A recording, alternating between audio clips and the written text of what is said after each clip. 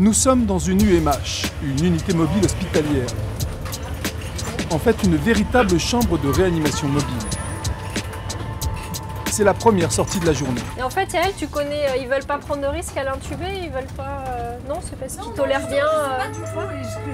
Barbara est une IAD. Une IAD, c'est une infirmière spécialisée en anesthésie-réanimation, dans le traitement de la douleur et dans la médecine d'urgence.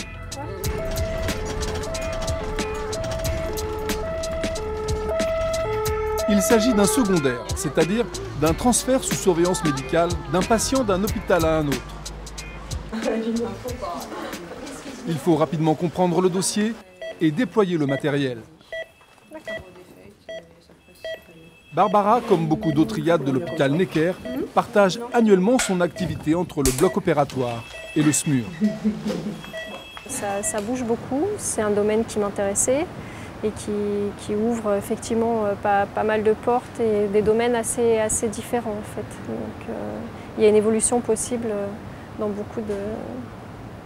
En anesthésie où on peut faire aussi bien du prématuré jusqu'au grand vieillard. Donc c'est vrai que ça permet de voir des tas de gens différents, des tas de pathologies différentes. Et, plus la notion d'urgence qui se rajoute là-dessus.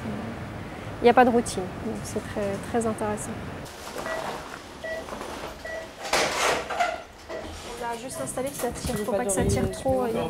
L'infirmier anesthésiste opère en collaboration avec le médecin anesthésiste réanimateur ou le médecin urgentiste. Ce binôme fonctionne en relais, dans une relation de confiance. On est parti.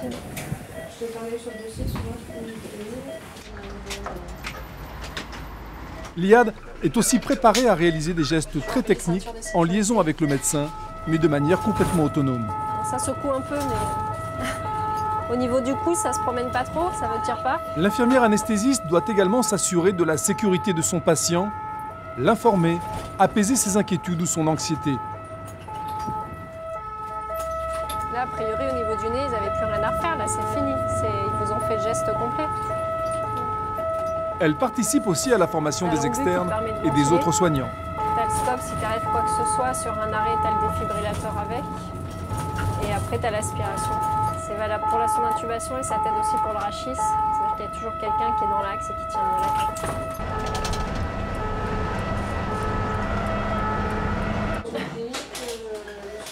Il est midi. Le patient est arrivé sans difficulté dans son hôpital d'accueil. On peut le débrancher.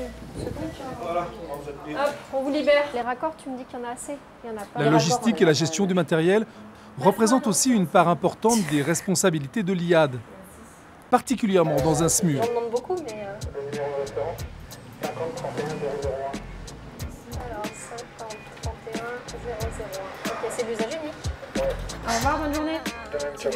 Ici, il faut toujours être prêt matériellement, techniquement et psychologiquement pour faire face à n'importe quel type d'intervention. Quand on fait des primaires, en général, on sait qu'en 3 minutes, 5 minutes, on est sur les lieux. Ces 3 ou 5 minutes-là, on ne sait pas sur quoi on va arriver. Ce qu'on va trouver sur les lieux, on a une vague idée. Donc, et puis on se laisse prendre entre guillemets au jeu parce que c'est vraiment de l'urgence. Donc, on a une petite montée d'adrénaline et tout ça, c'est stimulant. Il n'y a pas de routine. 5 minutes de concentration et de préparation, il est 16 heures. La régulation du SAMU vient de déclencher le SMUR pour un noyé.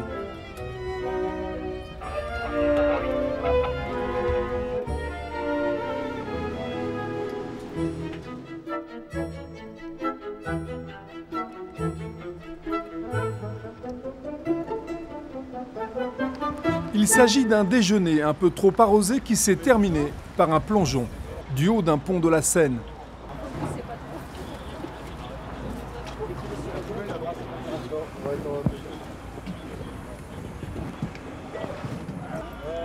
Monsieur, ouvrez les yeux là un petit peu. Voilà, on va vous mettre sur le dos. Hein.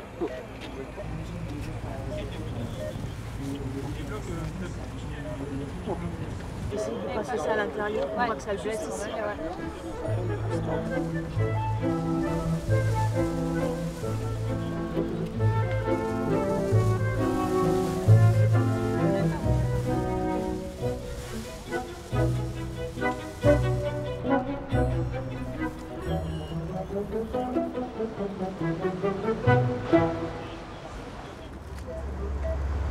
Barbara réalise ici sur le terrain un geste technique particulièrement délicat, l'intubation trachéale. Tiens, là-dedans, tu vas trouver une ampoule de sulfentanyl, tu la mets dans une syringe. Parmi les paramédicaux, les infirmiers anesthésistes sont les seuls habilités à pratiquer ce type de geste. Chaque membre de l'équipe sait précisément ce qu'il a à faire. Il suffit de quelques minutes et la situation est stabilisée. Il y a beaucoup de stress, il y a beaucoup de pression, donc, mais qui est équivalente, je pense, pour tous les membres de l'équipe en SMUR, de toute façon. Donc il y a beaucoup, je pense qu'il est important, il y a beaucoup de dialogue en SMUR, on arrive à bien discuter entre nous après chaque intervention. S'il y a quelque chose de difficile, c'est quelque chose qui est... il y a une notion d'équipe qui est importante en SMUR. C'est-à-dire qu'on est une équipe dans un camion, c'est pas chacun travaille de son côté, parce que ça, c'est pas, sur le terrain, c'est pas praticable. Donc on sait, on se répartit les rôles et tout est bien défini pour que l'intervention soit le mieux gérée possible. Donc c'est l'intérêt du patient avant tout, puis l'intérêt de l'équipe après. On est dans des problèmes respiratoires, on va commencer par poser la perfusion, intuber, poser une sonde gastrique pour vider l'estomac. Et là on l'a coquillé, mis une nerf cervicale sur un peu sur la chaise, et on va tout. Attends, il faut que ça marche. Je veux dire... C'est bon, c'est bon.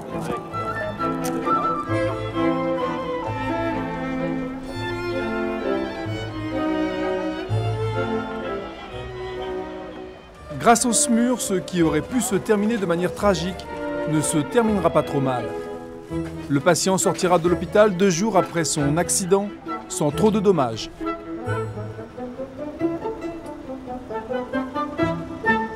Arrivé, c'était 16h06. Il y a l'intervention en elle-même, la satisfaction après, parce qu'en général, quand ça se passe bien, on est toujours fier de ce qu'on a fait. Donc c'est de l'autosatisfaction peut-être. Et puis après, moi j'aime bien savoir ce que deviennent les gens. Parce qu'il n'y a pas que la notion à J0 quand on a pris la personne en charge, c'est aussi qu'est-ce qui devient après. Donc ça, je crois que c'est important. C'est vrai que j'aime bien en général savoir passer des petits coups de fil dans les hôpitaux en disant, ou par l'intermédiaire des médecins, avoir les comptes rendus en disant qu'est-ce qu'il est devenu, c'est pas inintéressant. Retour à la base du SAMU. La formation d'IAD comprend une partie de pharmacologie importante, surtout pour les produits utilisés en anesthésie-réanimation ou les produits pour lutter contre la douleur. Après chaque sortie, la trousse est recomposée selon un protocole bien déterminé. La gestion quotidienne qui est assez lourde en SMUR, tout ce qui est vérification de matériel, mais très importante, qui est faite le matin et le soir à chaque relève en fait des personnes. Donc chacun est responsable de son véhicule. Et chaque pochette en fait a été très bien étiquetée. On essaye de faire des codes très spécifiques. Donc il y a des pochettes intubation, perfusion, des solutés et une note qui permet de traiter les crises d'asthme. Donc chacun est autonome, c'est-à-dire que si le médecin se met à la tête, il a sa trousse d'intubation et il se gère tout seul. L'autre personne fait la perfusion, donc ça permet à tous les gens qui sont sur place d'être complètement autonomes et de pas se déranger les uns les autres. Quelle qualité ça demande pour bien s'occuper de tout ça? Rigueur. Barbara a 35 ans, elle exerce ce métier depuis 4 années. Chaque jour, elle peut mesurer l'efficacité de ses actions et constater l'importance de sa spécialité. Est-ce que vous êtes fier de faire ce métier? Très fière d'avoir choisi cette voie-là. Et au départ, je ne l'avais pas fait forcément pour m'orienter pour faire du SMUR.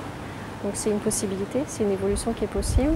Mais je pense qu'il faut aussi faire autre chose. Il faut garder tout le côté anesthésie, parce que ce n'est pas le quotidien non plus en SMUR, on ne fait pas d'anesthésie tous les jours. Donc c'est important et c'est ce dynamisme-là que j'aime bien. C'est pouvoir faire un petit peu d'anesthésie, pouvoir faire du SMUR, pouvoir travailler sur la douleur. Il y a plein de petits domaines comme ça où cette formation nous permet d'aboutir. Plutôt valorisant. Donc je ne me suis jamais sentie inutile en tout cas.